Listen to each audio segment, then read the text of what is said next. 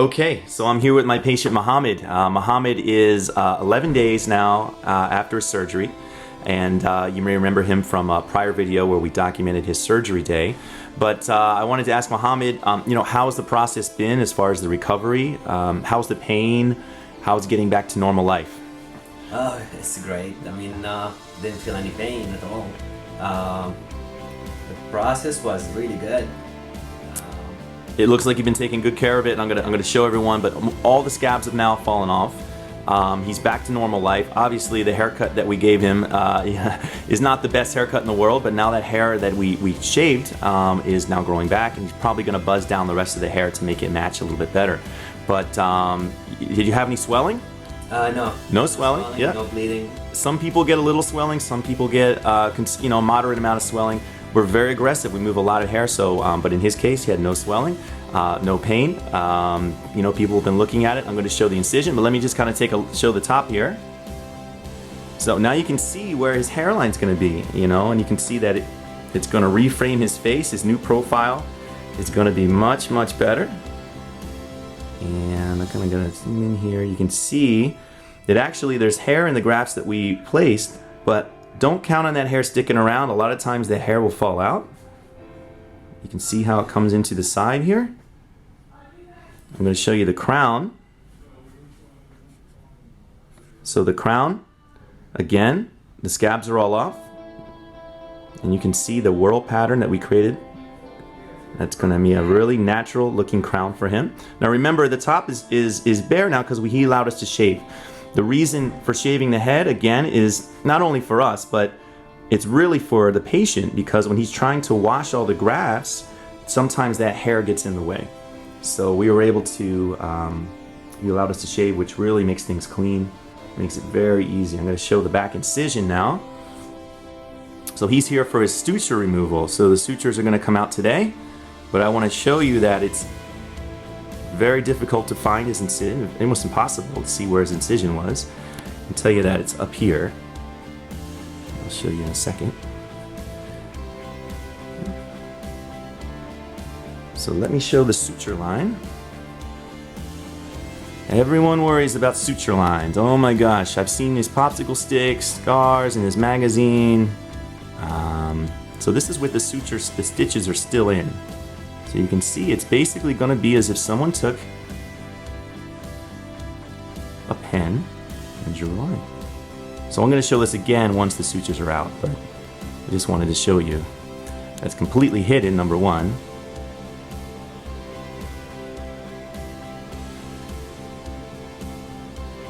I mean, you're not going to be able to find the suture line.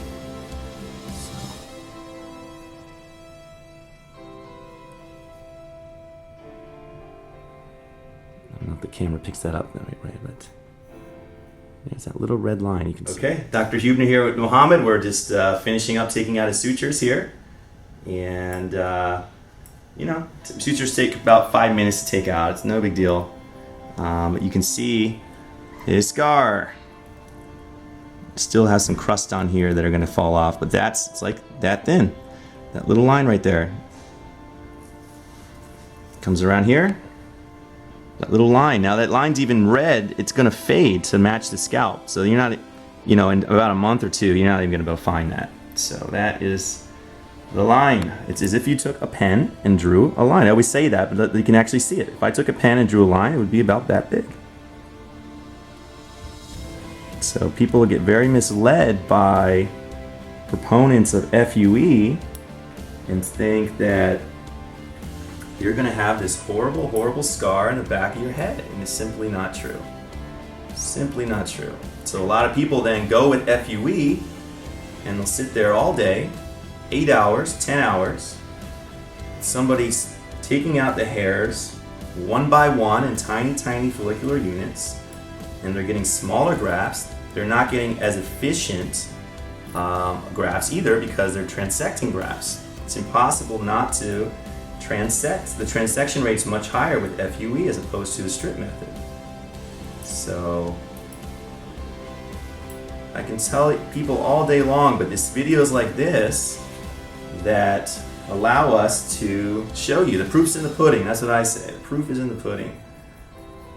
And I encourage anyone, I was telling Mohamad, he has some people that are kind of skeptical, and maybe some family members even that are interested in getting this potentially. That's your scar. That's your scar. Right there. That little line. Completely going to be hidden by, I mean, he's got to have his hair almost shaved to find that. And right now, and this is immediately after taking the sutures out. These little red areas right here, little dots on either side of this, are where the suture was. So these are all going to fade. The redness is because the body tries to reject suture. The body will try to reject anything that's foreign. So the suture is a foreign body, just like any other foreign body. So you have this inflammatory response around the suture line, so it's red. But that redness, once the suture's out, now this redness will go away. Just like if you had a splinter in your finger, you take the splinter out, a couple days later, it's not as red, right? So it's the same idea. So if he comes back, maybe we'll see him. I encourage all our patients to come by and say hello. We love to see how our patients are doing. But I guarantee you, if he gave his friends, anybody, in a month or two, if he gave them a comb and said, find where I had a hair transplant, find my suture line, I guarantee you no one's going to be able to find that. If they look closely, maybe after about 5 to 10 minutes, they could probably find a little tiny line that you would draw with a pen, but that's it. So this is, like I said, the proof's in the pudding. Don't take my word for it, take the proof of it. Suture lines. Suture lines 101. We should give that.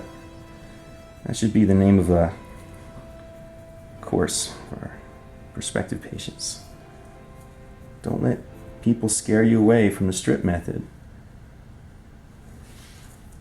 If you have a skilled doctor doing your transplant, you should have a scar like this. And what's the advantage of the strip and what he got as versus the FUE? So here, great question. So people say, well, why do you even have to do that? You could have a FUE, you don't have a scar. First of all, FUE is not a scarless procedure. You actually have more scar tissue in total than you would with a strip because you're getting tiny polka dots. The thing about FUE is they don't use just a little area like this. They use the entire width of the back of your head where your hair is. So then you have this swath of polka dot scars in the back and the side. So then if you ever need an additional procedure, let's say even 5 years from now, you're going to have all this scarred up tissue in the back. So in his case, if he needed more hair, which he may not, you have above it, you have below it, where you have a fresh area of tissue without any scar, that you could get an additional amount of hair for him, just as much or more than he got last time. He could go above it, and he could have a third procedure if he needed it. He probably won't need that much hair. He could have a third procedure to go below it. He could have another one goes above it. So you're not scarring up your entire donor. Your donor is your future. Your donor is everything. So if you screw up your donor, there's not a lot you can do. So that's why it's very important. As someone that needs hair, needs some meaningful density, this is the way to go. Who cares if he has one of these undetectable scars or two of these undetectable scars on the back of his head? He now has the hair. So again, thank you, Mohamad, for allowing us to see how the process is, the healing process. I have to commend you for taking such good care of this. Mohamad was stuck to the directions. If you stick to the directions, you won't have any problems. He had no swelling. He was able to rest, slept upright for 3 days, rinsed his hair the following day, and then washed his hair daily. And you can see when he came in, he had 0 crusts on his head. He had 0 scabs.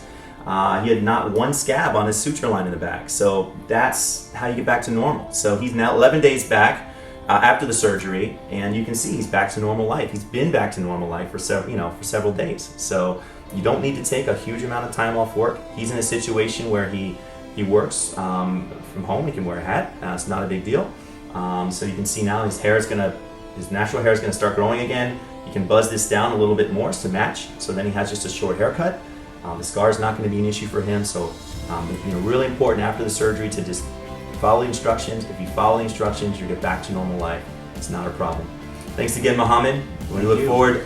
The more exciting part is results. So in a couple months, we're going to show you what he got, and that's really exciting for us. So thanks again.